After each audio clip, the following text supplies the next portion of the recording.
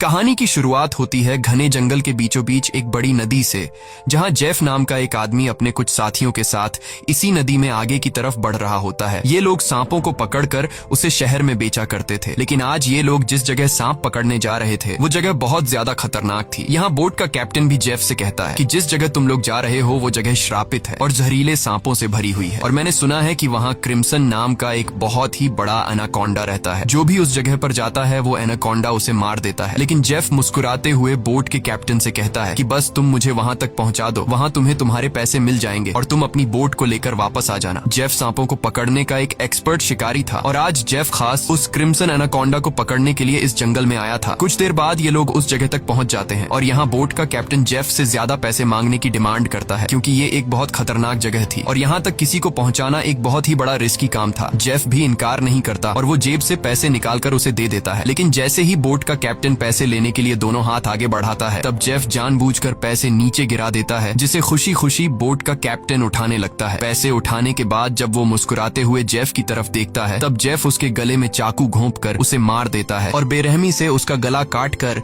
नदी के पानी में उसका सिर फेंक देता है। ये सब कुछ नदी के किनारे खड़े जेफ के साथी भी देख रहे थे। जेफ को ऐसा करते देखकर वो दोनों बहुत ज्यादा डर जाते हैं। इसके बाद जेफ अपने दो साथियों के पास आता है और उनसे कहता है कि अगर तुम दोनों ने भी मुझे धोखा देने की कोशिश की तो तुम्हारा भी यही हाल होगा। इसके बाद ये तीनों जंगल में आगे बढ़ते हुए एक जगह पर पहुंचते हैं, जहां उन्हें सांपों की एक बड़ी मूर्ति दिखाई देती है और ये देखते हुए जेफ कहता है तो आखिर क्रिम्सन एनाकोंडा की कहानी सच थी। दूसरी तरफ जेफ के साथियों को बहुत सारे सांप मिल जाते हैं, जिन्हें देखकर वो भी बहुत ज्यादा खुश हो जाते हैं। इसके बाद ये दोनों जल्दी से सभी सांपों को पकड़कर बैग में बंद करने लगते हैं, जबकि जेफ इन छोटे सांपों पर ध्यान नहीं देता और वो इस जंगल के सबसे बड़े सांप, जिसका नाम क्रिम्सन एनाकोंडा है, उसे ढूंढने लगता है। अब इन दो साथियों ने जो सांप कपड़ों के बैग में भर दिए थे, उन सांपों को अकेले एक साथी बोट तक लेकर आता है। वो देखता है कि जेफ ने जिस आदमी का गला काटकर पानी में फेंक दिया था, उसकी सर कटी लाश कुछ दूरी पर पानी में खड़ी है। ये देखकर उसे अपनी आंखों पर यकीन नहीं आया। तभी वो लाश अचानक पानी में डूब गई और तैरते हुए एक बड़ी सी चीज तेजी से उसकी तरफ बढ़ने लगी। वो आदमी डर के मारे तेजी से जंगल की तरफ भागने लगता है, लेकिन तभी बिजली की रफ्तार से एक बहुत ही बड़ा एनाकोंडा उसे जकड़ लेता है। वो एनाकोंडा उस आदमी की बॉडी पर लिपटकर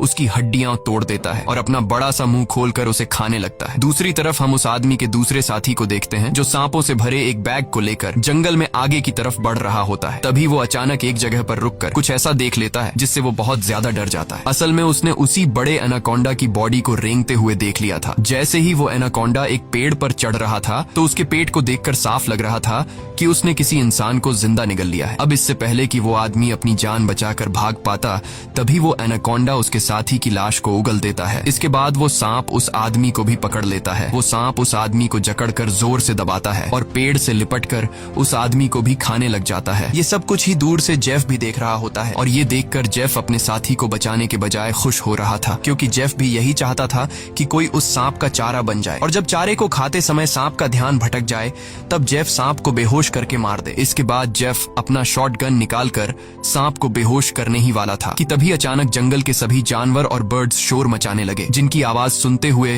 वो एनाकोंडा अपने शिकार को ऐसे ही छोड़कर चला जाता है। आखिर कुछ तो ऐसा था जिससे जंगल के सभी जानवर डर रहे थे। अब यहाँ सीन कट होता है और हमें एक सर्कस शो दिखाया जाता है। ये सर्कस अब बंद होने के कगार पर था। कोई भी इस सर्कस को देखने का इंटरेस्ट नहीं रखता था। यहाँ सर्कस के मालिक के पास बिली यांग नाम का एक लड़का आता है, जो सर्कस के मालिक को पैसों से भरा हुआ एक सूटकेस देकर सर्कस में काम करने वाले सभी लोगों को खरीद लेता है, क्योंकि उसने थाईलैंड जाकर एक नया सर्कस खोलने का प्लान बनाया हुआ था। सर्कस के लोग बिली यांग के पास इतने सारे पैसे देखकर परेशान हो जाते हैं, क्योंकि आज से कुछ साल पहले बिली यांग बहुत गरीब हुआ करता था। वो भी इन लोगों के साथ मिलकर सर्कस में काम किया करता था, लेकिन पता नहीं कि बिली यांग अब कौन सा ऐसा काम करने लगा जिससे वो रातों रात इतना अमीर हो गए। अगली सुबह बिली यांग बोट के जरिए सभी लोगों को थाईलैंड ले जाने का प्लान बनाता है। अब क्योंकि बिली यांग ने इन सभी लोगों को खरीद लिया था, इसलिए ये सभी उसकी बात मानकर बोट में बैठ जाते हैं और बोट का कैप्टन बोट को चलाने लगता है। रास्ते में बिली यांग बाथरूम में छिपकर किसी को कॉल करता है और कॉल पर वो सामने वाले से कहता है कि डिलीवरी तैयार है, जल्द ही मैं इन लोगों को लेकर तुम्हारे पास पहुंच जाऊंगा। बिली यांग की इन बातों से हमें पता चलता है कि वह बोट पर मौजूद लोगों के साथ कुछ गलत करने वाला है। कुछ दूर आगे जाने के बाद ये लोग देखते हैं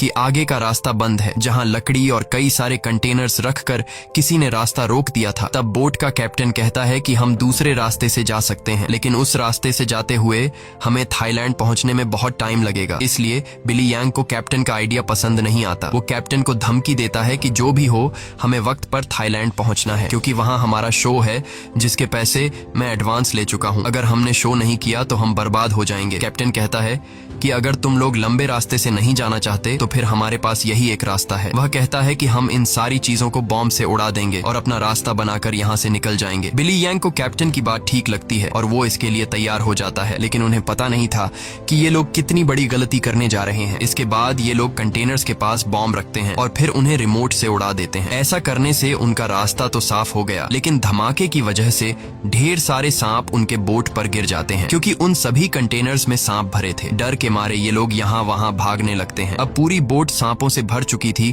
और ये सांप बोट पर मौजूद लोगों को डसने लगते हैं। यहाँ लेनी नाम की एक लड़की समझदारी से काम लेते हुए पाइप के जरिए प्रेशर से पानी खोल देती है और अपने आसपास जितने भी सांप होते हैं सबको बोट से नीचे पानी में गिरा देती है। बिली यांग डर के मारे बोट के बाथरूम में छिप जाता है, लेकिन तभी अचानक बाथरूम की छत टूट जाती है और बहुत सारे सांप बिली यांग के ऊपर गिर जाते हैं। उनसे बचने के लिए वह नदी में कूद जाता है और तैरते हुए किनारे तक पहुंचता है, लेकिन वहां पर भी एक किंग कोबरा उसके सामने आ जाता है। अब इससे पहले कि वो किंग कोबरा बिली को काट पाता, तभी कोई आदमी सांप पर पैर रखकर उसे कुचल देता है और बिली यांग की जान बचा लेता है। यह इंसान कोई और नहीं बल्कि जेफ था। अब जेफ ने बिली की जान बचाई थी, इसलिए बिली उसे अपने बोट पर ले आता है। जेफ यहाँ सभी से झूठ कहता है कि मैं एक वाइल्ड एक्सप्लोरर हूँ और एक एक्सीडेंट की वजह से यहाँ जंगल में फंस गया हूँ। तभी सर्कस के एक आदमी जिसका नाम जियाओ है, उसके कान में तेज दर्द होने लगता है। दर्द इतना ज्यादा था कि वह नीचे गिर जाता है। जब जेफ उसके कान में गौर से देखता है तो उसे पता चल जाता है कि जियाओ के कान में तकलीफ क्यों हो रही है। इसके बाद जेफ अपनी उंगली पर एक कट लगाकर उसे जियाओ के कान के पास ले जाता है और तभी जियाओ के कान से एक पतला जहरीला सांप निकलकर जेफ की उंगली को काट देता है, लेकिन सांप के काटने के बावजूद जेफ को कुछ नहीं होता और वह उस पतले सांप को पानी में फेंक देता है। ये देखकर लेनी बहुत हैरान हो जाती है और सोचने लगती है कि आखिर सांप के काटने के बाद भी जेफ पर जहर का असर क्यों नहीं हुआ। लेनी भी सांपों के बारे में जानकारी रखती थी। वह जानती थी कि एक सांप के जहर से इम्यून होने के लिए इंसान को बहुत सारा सांप का जहर अपने शरीर में डालना पड़ता है, तब जाकर उस इंसान पर सांप के जहर का असर नहीं होता। ये सारी चीज वह बिली यांग को भी बताती है और कहती है, मुझे जेफ ठीक नहीं लग रहा। तुमने भी देखा कि सांप ने उसे उंगली पर काटा, लेकिन जेफ को कुछ नहीं हुआ। लेकिन बिली यांग लेनी की बातों पर ध्यान नहीं देता और कहता है कि हमें जेफ का शुक्रिया अदा करना चाहिए, क्योंकि उसने मेरी और हमारे एक साथी की जान बचाई है। दूसरी तरफ जेफ इस बोट के कैप्टन से मिलता है। जेफ बोट के कैप्टन को ढेर सारे पैसे देकर एक नक्शा दिखाता है और बोट के कैप्टन से कहता है कि अगर तुमने मुझे नक्शे पर बताई गई जगह पर पहुंचाया तो मैं वहां पहुंचकर तुम्हें और भी ढेर सारे पैसे दूंगा। कैप्टन उस जगह का नाम सुनते ही बंदूक उठाकर जेफ पर तान देता है। वह कहता है कि अगर दोबारा तुमने वहां जाने की बात की तो मैं तुम्हें गोली मार दूंगा। दरअसल कैप्टन भी उस जगह के बारे में जानता था कि वहां एक बहुत ही खतरनाक क्रिम्सन नाम का एनाकोंडा रहता है। यह सुनकर जेफ वहां से चला जाता है। कैप्टन बोट में बैठकर मछलियां पकड़ने लगता है, लेकिन तभी हम देखते हैं कि कैप्टन जिस फिशिंग रॉड से मछलियां पकड़ रहा था वह फिशिंग रॉड नीचे से कोई जोर से खींचता है, जिसकी वजह से वह फिशिंग रॉड कैप्टन के हाथ से छूटकर नीचे गिर जाती है। अब कैप्टन उस फिशिंग रॉड को उठाने के लिए नीचे झुकता है, लेकिन तभी उसे कोई पानी में नीचे खींच लेता है। दरअसल कैप्टन को किसी और ने नहीं बल्कि जेफ ने पानी में नीचे खींचा था। कैप्टन को मारने के बाद जेफ कैप्टन की बॉडी को उस जंगल में मौजूद एनाकोंडा को बुलाने के लिए चारे के तौर पर इस्तेमाल करता है। कुछ देर बाद सभी कैप्टन को ढूंढने लगते हैं, लेकिन बोट का कैप्टन उन लोगों को कहीं पर भी नहीं मिलता। लेनी को जेफ पर शक होने लगता है कि कहीं जेफ ने उसे मार तो नहीं दिया। वह जेफ से पूछती है कि कैप्टन कहाँ है, लेकिन जेफ कहता है कि मुझे कैप्टन के बारे में कुछ भी नहीं पता। वह यह भी कहता है कि यह जंगल है, यहाँ इंसानों का गायब होना आम बात है। तभी अचानक पूरे जंगल में एक अजीब सा शोर छा जाता है। जंगल के सभी परिंदे और जानवर शोर मचाकर भागने लगते हैं। तभी एकदम से उन सबको पानी में कुछ अजीब सी हलचल सुनाई देती है। एक साथी कहता है कि यह आवाज कैसी है। तब जेफ खुश होकर कहता है कि कुछ बड़ा आने वाला है। जेफ की खुशी से ये साफ जाहिर हो रहा था कि जैसे वह इस आने वाले खतरे का इंतजार कर रहा था। तभी हम देखते हैं कि नदी की गहराई में एक बहुत ही बड़ा एनाकोंडा जेफ के लगाए जाल की तरफ बढ़ रहा है। जेफ का लगाया हुआ फिशिंग रॉड जोरों से नीचे की तरफ खींचता है। अब जेफ एनाकोंडा को पकड़ने के लिए फिशिंग रॉड को पकड़ने की कोशिश करता है, लेकिन वह एनाकोंडा इतनी आसानी से जेफ के जाल में कहां फंसने वाला था। तभी वह एनाकोंडा उनके सामने आ जाता है। यह एनाकोंडा आकार में बहुत बड़ा और बेहद डरावना था, जिसे देखकर सबके गले में सांसें अटक जाती हैं। जेफ ने जो फिशिंग रॉड की रस्सी पकड़ी हुई थी, एनाकोंडा उस रस्सी को जोर से खींचता है, जिससे जेफ नीचे पानी में गिर जाता है। वह एनाकोंडा जेफ को पानी में इधर उधर पटकने लगता है, लेकिन जेफ इतनी आसानी से हार मानने वाला नहीं था। वह खुद को बचाने के लिए तैरते हुए उसी नदी में मौजूद एक छोटी बोट पर चढ़ जाता है और एनाकोंडा को पकड़ने वाले जाल की रस्सी को उसी बोट से बांध लेता है। अब वह बोट पर खड़े होकर एक नुकीले औजार से उस एनाकोंडा पर वार करता है, लेकिन उस वार से एनाकोंडा पर कुछ ज्यादा असर नहीं होता। एनाकोंडा जेफ को पकड़ लेता है। वह एनाकोंडा जेफ के साथ साथ उस बोट के ऊपर लिपटकर नीचे पानी में डुबो देता है। दूर खड़े ये लोग यह सब कुछ देख रहे थे और उन्हें लगता है कि जेफ मारा गया, लेकिन अगले ही पल जेफ तैरता हुआ पीछे से वापस बोट में आ जाता है। ये देखकर सभी लोग हैरान रह जाते हैं। अब जेफ फिर से पानी में एनाकोंडा ढूंढने लगता है, लेकिन उसे नहीं पता था कि एनाकोंडा अब पानी में नहीं बल्कि उसके पीछे बोट की छत पर है। एनाकोंडा सबके सामने अपने मुंह से कैप्टन की बॉडी को उगल देता है। ये देखकर बोट पर सभी लोग बहुत डर जाते हैं। ये लोग एनाकोंडा से खुद को बचाने के लिए इधर उधर भागने लगते हैं। वह एनाकोंडा कमरे में बंद सर्कस के 2 साथियों को मारने ही वाला था कि तब भी पीछे से जेफ हाथ में एक नुकीला औजार लिए एनाकोंडा पर हमला कर देता है, जिससे एनाकोंडा और भी ज्यादा गुस्सा हो जाता है और अब एनाकोंडा जेफ की तरफ बढ़ने लगता है। लेकिन जेफ एनाकोंडा से खुद को बचाते हुए उससे छिप जाता है, मगर एनाकोंडा भी जेफ का पीछा नहीं छोड़ता। वह जेफ को ढूंढने के लिए बोट के अंदर घुस जाता है, जहां बोट के अंदर सर्कस के बाकी लोग भी छिपे हुए थे। लकीली एनाकोंडा बिली और डायना को देख नहीं पाता। वह उनके ऊपर से रेंगते हुए खिड़की से होकर बोट से बाहर निकल जाता है। ये सभी लोग बोट के कोने कोने में छिपे हुए थे। एनाकोंडा इन लोगों को ढूंढते हुए जब बाथरूम की तरफ जाता है तो वह एक बच्चे और जियाओ को देखता है। एनाकोंडा तुरंत उन दोनों पर हमला कर देता है, लेकिन यह दोनों खुद को बचाते हुए वहां से निकल जाते हैं। अब उनके पास लेनी भी पहुंच जाती है। जैसे ही एनाकोंडा लेनी पर हमला करता है, तब जियाओ समझदारी से काम लेते हुए एनाकोंडा के सिर के आगे एक मटका लाता है, जिससे एनाकोंडा का सिर मटके के अंदर फंस जाता है। मटके से अपना सिर निकालने के लिए एनाकोंडा तड़पने लगता है और इसी हलचल में यहाँ पर केरोसिन ऑयल का गैलन गिर जाता है। एनाकोंडा अपने सिर से मटके को निकालने के लिए पूरी तरह से बेकाबू हो जाता है। वह यहाँ वहां खुद को मारता है और आखिर में वह अपने सिर को बोट से पटक कर मटके को तोड़ देता है, जिससे उसका सिर आजाद हो जाता है। लेकिन आजाद होते ही पीछे से जेफ एनाकोंडा के गले में रस्सी का फंदा डाल देता है। इससे पहले कि जेफ उस एनाकोंडा को पकड़ पाता, तभी नीचे केरोसिन ऑयल गिरने की वजह से बोट में आग लग जाती है और आग धीरे धीरे बढ़ते हुए बोट में रखे बमों तक पहुंच जाती है, जिससे बोट में ब्लास्ट होने लगते हैं। तभी बोट में एक बहुत ही बड़ा ब्लास्ट होता है। अब बोट पर मौजूद सभी लोग खुद को बचाने के लिए पानी में कूद जाते हैं, लेकिन जेफ ने एनाकोंडा के गले में रस्सी बांधी थी, जिस वजह से वो भाग नहीं पाता और आग में जलकर मर जाता है। ये लोग जैसे तैसे तैरते हुए नदी के किनारे तक पहुंच जाते हैं। जहाज को जलता देखकर बिली यांग रोने लगता है। वह इस वजह से रोता है कि ये लोग अब समय पर थाईलैंड नहीं पहुंच पाएंगे। सर्कस के बाकी लोग बहुत ज्यादा डरे हुए थे, क्योंकि ये सभी जंगल के बीचों बीच थे और अब उनके पास वापस जाने के लिए बोट भी नहीं था। लेनी समझ चुकी थी कि इन सब का जिम्मेदार जेफ है। उसने इनके जहाज को एक जाल के तौर पर इस्तेमाल किया। वह जेफ से कहती है, अगर तुमने ऐसा न किया होता तो यह इतना बड़ा खतरा हम पर न आता। जेफ जवाब में कहता है कि तुम लोग जानते भी हो कि इस एक एनाकोंडा की कीमत कितनी है। अगर तुम लोगों ने इसे पकड़ने में मेरा साथ दिया होता तो आज हम सब करोड़पति होते। पैसों का नाम सुनते ही बिली यांग की आंखें चमक उठती हैं। वह थाईलैंड जाने का प्लान कैंसिल कर देता है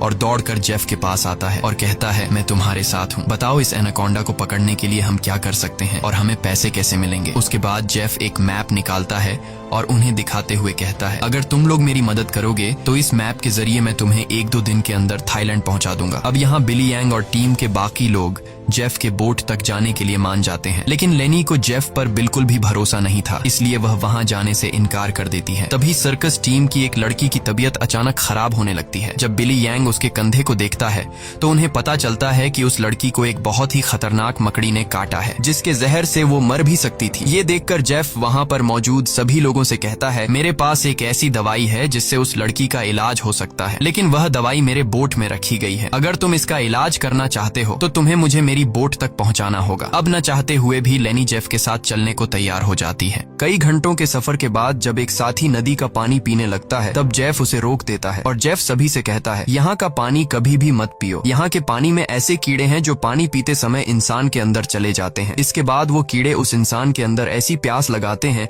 कि वो पानी पीते पीते खुद को नदी में डुबाकर मार देता है। रास्ते में इन लोगों को भूख लग जाती है। तब जेफ पास के पत्थरों से एक सांप पकड़ता है और फिर ये लोग सांप का जहर निकालकर उसे पकाते हैं और उसे खाकर गुजारा करते हैं। इसके बाद ये लोग फिर से अपना सफर जारी रखते हैं। कुछ देर बाद रात हो जाती है। रात को ये लोग पहाड़ के एक सुरंग में रुकते हैं जहाँ ये लोग आग जलाते हैं और जेफ साइड पर बैठा अपनी मैप पर बने हुए एनाकोंडा को देख रहा था। जेफ उस समय के बारे में सोचता है जब वो एनाकोंडा उसके सामने आया था। वो एनाकोंडा जेफ को मारने ही वाला था, लेकिन जेफ समझदारी से काम लेते हुए एक लकड़ी की बॉक्स में खुद को छुपा देता है। वो बॉक्स एक ढलान में रखी हुई थी, इसलिए जेफ बॉक्स को धक्का देकर रगड़ते हुए नीचे नदी तक पहुंच जाता है। अब जेफ इस बॉक्स से खुद को निकालने की कोशिश तो करता है, लेकिन बदकिस्मती से जेफ उस बॉक्स में हमेशा के लिए बंद हो गया और काफी समय तक जेफ उसी बॉक्स में फंसा रहा। इसके बाद ये लोग आते हैं। इन लोगों ने रास्ता खोलने के लिए डायनामाइट लगाकर कंटेनर तोड़ दिए, जिसमें से जेफ बाहर निकल गया और उनके साथ मिल गया। सीन फिर से प्रेजेंट में आता है, जहाँ जेफ इस मैप को देख रहा था। तभी बिली यांग उसके पास आता है और कहता है, तुम उसी एनाकोंडा को पकड़ना चाहते हो ना? जेफ कहता है, हाँ, ये एक बहुत ही बड़ा एनाकोंडा है, एक ऐसा एनाकोंडा जो इस पूरे जंगल का राजा है। यहाँ के सभी जानवर इस एनाकोंडा से डरते हैं। इसने दुनिया के बड़े बड़े शिकार किए हैं, यहाँ तक कि इसने अपने ही जैसे बड़े बड़े एनाकोंडा को मार गिराया। और अगर हम उसे पकड़ने में कामयाब हुए तो हम रातों रात मिलियनेयर बन जाएंगे। पैसों का सुनते ही बिली यंग कहता है, मैं आपके साथ उस एनाकोंडा को पकड़ने के लिए तैयार हूँ। अब काफी रात हो जाती है और ये सभी लोग सो जाते हैं। तभी सर्कस के एक साथी की किसी अजीब सी आवाज से आंख खुलती है। वो देखता है कि उसका भाई यहाँ नहीं है। अपने भाई को ढूंढते हुए वो उस सुरंग से बाहर आया और उसे ढूंढते हुए नदी के पास जाता है, जहाँ वो देखता है कि उसका भाई अपने आप को नदी के पानी में डुबाने की कोशिश कर रहा है। ये आदमी उसे ऐसा करने से रोकता है, पर उसका भाई इसकी कोई बात नहीं सुनता। और तब वो देखता है कि उसके भाई की नाक से कुछ अजीब से कीड़े निकल रहे हैं, जिसे देखकर वो समझ जाता है कि इसने इस नदी का पानी पी लिया है। जो कि जेफ ने बताया भी था कि इस नदी का पानी पीने के बाद उस पानी के अंदर मौजूद कीड़े उस इंसान को इतनी प्यास लगा देते हैं कि वो इंसान खुद को उस पानी के अंदर डुबाने पर मजबूर हो जाता है। और ठीक ऐसा ही होता है। अपने भाई को मरा हुआ देखकर ये आदमी बहुत ज्यादा रोता है और वापस सुरंग में आ जाता है। अगली सुबह ये लोग दोबारा अपने सफर पर निकल जाते हैं। कई घंटों का सफर तय करने के बाद ये लोग एक नदी के पास पहुंच जाते हैं और अब इन लोगों को अपनी मंजिल तक पहुंचने के लिए उस नदी में से होते हुए पैदल जाना पड़ेगा। अब ये लोग पहले तो उस नदी में उतरने से काफी ज्यादा डर रहे थे, लेकिन कोई दूसरा रास्ता न होने की वजह से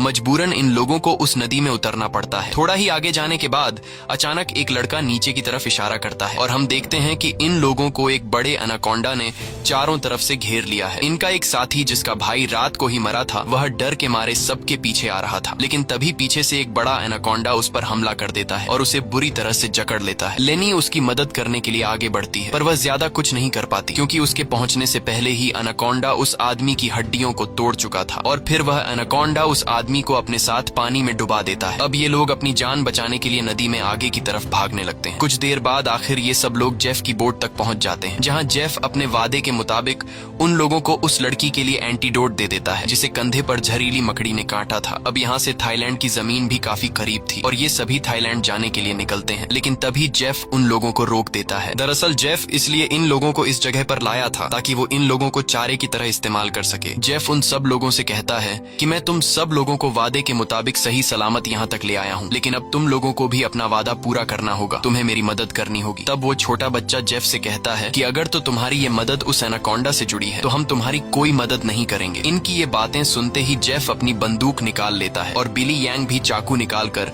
उसका साथ देने लगता है। बिली यांग सभी से कहता है कि जेफ जो भी कह रहा है तुम्हें उसकी बात माननी चाहिए। यहाँ लेनी कहती है कि तुम लोग पागल तो नहीं हो गए हो, उस एनाकोंडा को पकड़ना बहुत मुश्किल है, क्यों तुम लोग अपनी जान से हाथ धोना चाहते हो? जेफ कहता है, हाँ तुम ठीक कह रही हो, उस एनाकोंडा को पकड़ना मुश्किल तो है पर नामुमकिन नहीं, क्योंकि उस एनाकोंडा को खाते हुए जब उसका ध्यान भटक जाए तब उसे पकड़ा जा सकता है। उसके बाद बिली यांग और जेफ सर्कस टीम के 2 लोगों को रस्सी से बांधकर सांप का चारा बनाते हैं। वह बच्चा बिली यांग से कहता है, तुम ऐसा क्यों कर रहे हो? सोचो अगर हम लोग मर गए तो तुम्हारी सर्कस में कौन परफॉर्म करेगा? ये सुनकर बिली यांग जोर जोर से हंसने लगता है और उस बच्चे से कहता है कि क्या तुम लोगों ने कभी सोचा नहीं कि मैं इतनी जल्दी कुछ ही सालों में इतना अमीर कैसे हुआ? अरे पागलो, मैं तुम लोगों को थाईलैंड में सर्कस के लिए थोड़ी लेके जा रहा था। मैं तो तुम्हारी बॉडी के ऑर्गन्स को बेचकर बहुत सारा पैसा कमाने वाला था और यही मेरा बिजनेस है। लेकिन अब देखो मैंने अपना प्लान चेंज कर दिया। अब मैं जेफ के साथ मिल गया हूँ क्योंकि मैं जानता हूँ कि तुम्हारे बॉडी पार्ट्स से भी ज्यादा पैसे मुझे ये एनाकोंडा दे सकता है। दूसरी तरफ जेफ ने उन 2 लड़कियों को भी बांध दिया था और अब वो एक लड़की से बदतमीजी करने लगा था। अब यहाँ वो लड़की समझदारी से काम लेते हुए ऐसा दिखाती है कि वो जेफ का साथ देना चाहती है। जेफ उसकी चाल को समझ नहीं पाता। वो लड़की जेफ के करीब आकर जेफ के बालों में हाथ मारने लगती है और मौका मिलते ही वो लड़की जेफ की पॉकेट से गन निकालकर जेफ पर तान देती है। अब वो लड़की जैसे ही जेफ को शूट करती है तो बंदूक से गोली नहीं चलती, क्योंकि उसको बंदूक का लॉक खोलना नहीं आ रहा था। अब जेफ गुस्से में आकर उससे बंदूक छीन लेता है और उसी लड़की पर तान कर उसे मारने ही वाला होता है कि तब तक लेनी ने भी खुद को आजाद कर लिया था और वो एक शीशे के नुकीले टुकड़े से जेफ के पेट पर वार करती है। अब जेफ लेनी को धक्का देकर पीछे धकेल देता है, लेकिन तब वो दूसरी लड़की भी जेफ पर हमला कर देती है और पीछे से लेनी भी जेफ से बंदूक छीनने की कोशिश करती है। इसी हाथापाई में गोली चलने की आवाज आती है, लेकिन पता नहीं चल पाता कि ये गोली किसको लगी। दूसरी तरफ हम उन दो लोगों को देखते हैं जिन्हें बिली यांग ने एनाकोंडा के लिए चारा बनाया था। वो दोनों बेचारे डर के मारे तड़प रहे होते हैं। कुछ देर बाद एक बड़ा सा एनाकोंडा उन दोनों को खाने के लिए धीरे धीरे उनकी तरफ बढ़ने लगता है, जबकि दूर खड़ा बिली यांग मजे से ये सारा नजारा देख रहा था। बिली यांग इंतजार में था कि कब वो एनाकोंडा उन पर हमला करेगा और मैं रस्सी को खींचकर उस एनाकोंडा को पकड़ लूंगा, लेकिन वो ये नहीं जानता था कि जहां पर वो खड़ा है ठीक उसके ऊपर से एक दूसरा एनाकोंडा उस पर हमला करने के लिए आगे बढ़ रहा है। अब इससे पहले कि बिली यांग उस एनाकोंडा को देख पाता,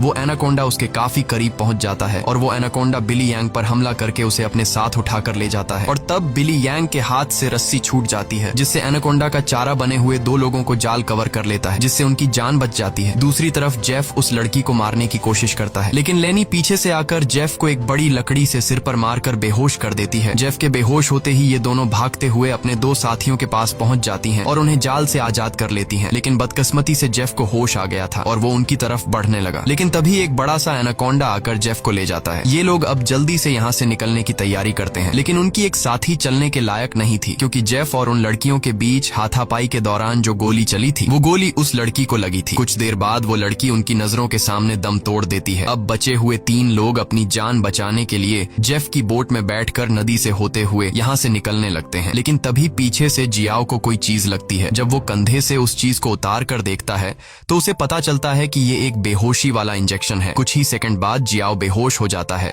और जियाओ को बेहोश करने वाला कोई और नहीं बल्कि जेफ ही था, यानी उस एनाकोंडा के हमले से भी वो बच गया था और उसने एनाकोंडा का सिर काटकर उसे मार दिया था। अब जेफ उन तीनों को पकड़कर एनाकोंडा के चारे के लिए बांध देता है और उनके चारों तरफ तेज धार वाली लोहे की तार बांध देता है और साथ में वहां पर खून भी छिड़क देता है, जिसके बाद वो उनके जाल की रस्सी को पकड़कर यहाँ से कुछ दूर खड़ा हो जाता है। कुछ देर बाद कई सारे एनाकोंडास खून को सूंघते हुए उन तीनों की तरफ बढ़ने लगते हैं। ये तीनों बहुत ज्यादा डरे हुए होते हैं और उनको अपनी मौत आंखों के सामने नजर आ रही होती है। ये सभी एनाकोंडास उन तीनों को मारने के लिए उनके काफी करीब पहुंच जाते हैं, लेकिन तभी एक बार फिर से जंगल के सभी जानवर शोर मचाकर भागने लगते हैं और यहाँ पर मौजूद सभी एनाकोंडास भी किसी को देखकर एक एक करके भागने लगते हैं। लेकिन एक एनाकोंडा अभी भी उन तीनों को मारने के लिए रुका हुआ था, पर तभी वहां पर क्रिम्सन एनाकोंडा आ जाता है और वो उस अकेले रुके हुए सांप पर हमला करके उसे एक ही झटके में मार देता है। यहाँ हम उस क्रिम्सन एनाकोंडा को अच्छी तरह से देख पाते हैं, जो साइज में बहुत ही ज्यादा बड़ा और खतरनाक था, जिसे देखकर ये तीनों बहुत ज्यादा डर जाते हैं। लेकिन दूर खड़ा जेफ क्रिम्सन एनाकोंडा को देखकर बहुत खुश होता है। वो एनाकोंडा उन तीनों से लिपटकर अपना बड़ा सा मुंह खोलकर उन तीनों को खाने ही वाला था कि तभी जेफ जाल की रस्सी छोड़ देता है, जिसमें वो एनाकोंडा फंस जाता है। ये एनाकोंडा अपने आप को छुड़ाने के लिए तड़पने लगता है। वो काफी जोर लगाकर खुद को आजाद करने की कोशिश करता है, लेकिन जब वो आजाद नहीं हो पाता तब वो अपने तेज नुकीले दांतों से जाल की रस्सी काटकर खुद को आजाद कर लेता है, लेकिन अभी भी जाल की रस्सी उसके बॉडी में फंसी हुई थी। इसलिए जेफ रस्सी को मजबूती से पकड़कर उसे पकड़ने की कोशिश करता है, पर जेफ एनाकोंडा की ताकत का मुकाबला कहाँ कर सकता था। जेफ उसे पकड़ने की कोशिश में दो पेड़ों के बीच फंस जाता है और अब वो उन पेड़ों से बाहर निकल नहीं पाता और मौके का फायदा उठाते हुए वो क्रिम्सन एनाकोंडा जेफ की तरफ बढ़ने लगता है और जेफ को पकड़कर बुरी तरह से जकड़ने लगता है। ये तीन लोग भी अपनी आंखों से ये सारा नजारा देख रहे थे और डर के मारे जल्दी से खुद को छुड़ाने की कोशिश करते हैं, क्योंकि उन्हें पता था कि जेफ के बाद उनकी बारी है। ये लोग खुद को छुड़ाने का हर मुमकिन तरीका अपनाते हैं, लेकिन ये लोग उस जाल से निकल नहीं पाते। तभी वो छोटा लड़का अपने आप को बचाने के लिए अपने दांतों से जाल की रस्सी काटने में लग जाता है और काफी कोशिश के बाद वो रस्सी का कुछ हिस्सा काट लेता है। अब थोड़ी ही रस्सी बची थी, इसलिए वो अपने दांतों की पूरी ताकत लगाकर रस्सी को काटने लगता है, जिससे उसके दांतों से खून आने लगता है। यहाँ क्रिम्सन एनाकोंडा जेफ को बुरी तरह से जकड़ लेता है और वो जेफ को दबाकर उसकी हड्डियां तोड़ने लगता है। लगता है, जिसके बाद वो क्रिम्सन एनाकोंडा जेफ को भी जिंदा निगल लेता है। दूसरी तरफ वो बच्चा अपने दांतों से रस्सी तोड़ने में कामयाब हो जाता है और वो उन दोनों को भी आजाद कर लेता है और ये लोग नदी की तरफ भागने लगते हैं। लेकिन जेफ को मारने के बाद अब वो क्रिम्सन एनाकोंडा उनके पीछे पड़ जाता है। ये दोनों एक पेड़ के पीछे छिप जाते हैं, जबकि वो बच्चा एक लकड़ी के बॉक्स के अंदर खुद को छिपा लेता है। पर एनाकोंडा उसे देख लेता है और अब वो एनाकोंडा धीरे धीरे उस बच्चे की तरफ बढ़ने लगता है। बच्चा पूरा जोर लगाकर उस कंटेनर से बाहर निकलने की कोशिश करता है, लेकिन उस कंटेनर के दूसरी तरफ का दरवाजा बंद था। वो बच्चा चिल्लाकर उन दोनों से मदद के लिए पुकारता है और वो एनाकोंडा भी अब बच्चे के काफी करीब आ चुका था। अब इससे पहले कि एनाकोंडा उस बच्चे को मार पाता, तभी बाहर से जियाओ कंटेनर का दरवाजा तोड़कर उस बच्चे को बचा लेता है। अब ये तीनों फिर से अपनी जान बचाने के लिए एनाकोंडा से भागने लगते हैं, लेकिन ये पूरा जंगल उसी एनाकोंडा का था। इस जंगल में होते हुए ये लोग उससे बचकर नहीं जा सकते थे, इसलिए ये लोग एक पेड़ के पीछे छिप जाते हैं। पर तभी कुछ दूरी पर वो एनाकोंडा उन्हें देख लेता है। उन्हें देखते ही वो एनाकोंडा तेजी से उनकी तरफ आने लगता है। ये लोग खड़े होकर अपनी मौत का इंतजार करने लगते हैं, क्योंकि ये लोग जान चुके थे कि अब उनकी जान नहीं बच पाएगी। पर जैसे ही वो एनाकोंडा अपना बड़ा मुंह खोलकर उन पर हमला करता है, तभी एक मजबूत लोहे की नुकीली तार से उसका सिर बीच से कट जाता है। ये नुकीली तार असल में जेफ ने बिछाई थी, जिससे क्रिम्सन एनाकोंडा का खात्मा हो जाता है। ये लोग यकीन नहीं करते कि उनकी जान बच गई और ये लोग काफी देर तक उसकी बॉडी को देखते रहते हैं और फाइनली ये लोग जल्दी से उस जंगल को छोड़कर यहाँ से निकल जाते हैं। इसी के साथ ये कहानी खत्म हो जाती है। अगर आपको ये वीडियो अच्छी लगी हो तो हमारे चैनल को सब्सक्राइब और वीडियो को लाइक जरूर कीजिएगा।